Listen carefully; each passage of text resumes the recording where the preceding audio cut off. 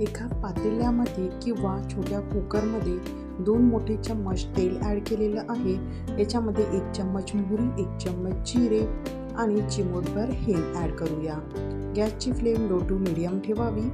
त्यानंतर 1 तेजपान मी ॲड केलेलं आहे।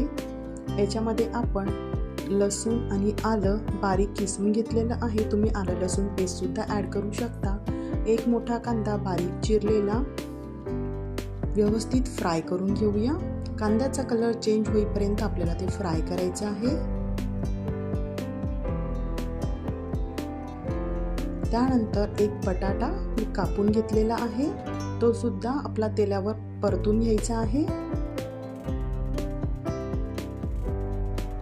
बटाटा जो आहे तो नंतर पाण्यामध्ये शिजेल, त्याच्यामुळे तेलामध्ये आपल्याला मिनिटभर फ्राय करून घ्यायचं आहे।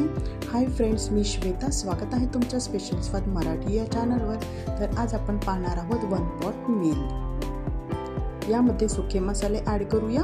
1 चम्मच लाल तिखट, अर्धा चम्मच हळद, 1 मोठा चम्मच किचन किंग मसाला। व्यवस्थित मिक्स करून घेऊया। तेलामध्ये हे मसाले छान फ्राय झाले की आपला भात सुद्धा छान लागतो। त्यानंतर यामध्ये 1 वाटी मटार ॲड केलेले आहे। हे मटार फ्रोझन मटार आहे।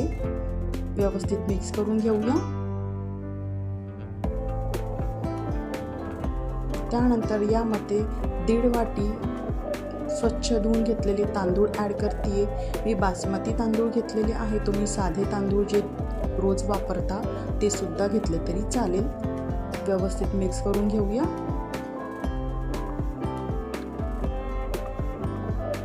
मसाल्यांमध्ये हा तांदूळ व्यवस्थित मिक्स झाल्यावरच आपण याच्यामध्ये पाणी ॲड करूया।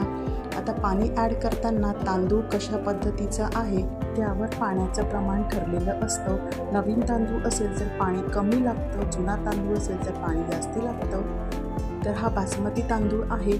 यामध्ये मी 1.5 वाटी घेतला होता तांदूळ, तर त्याच्या प्रमाणानुसार मी इथे 2.5 वाटी पाणी ॲड केलेलं आहे। व्यवस्थित मिक्स करून घेऊया। वरून गरम मसाला ॲड केलेला आहे आणि चवीनुसार मीठ। हाय फ्लेमला उकळी येऊ देऊया।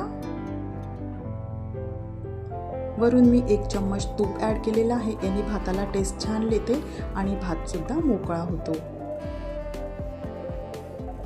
तर बघा, कुकरमध्ये जर तुम्ही शिजवत असाल तर अशा पद्धतीने उकळी आली त्यानंतर मिक्स करावं, त्यानंतरच झाकण लावावं, म्हणजे मसालावरती आणि पांढरा भात असा खाली राहत नाही।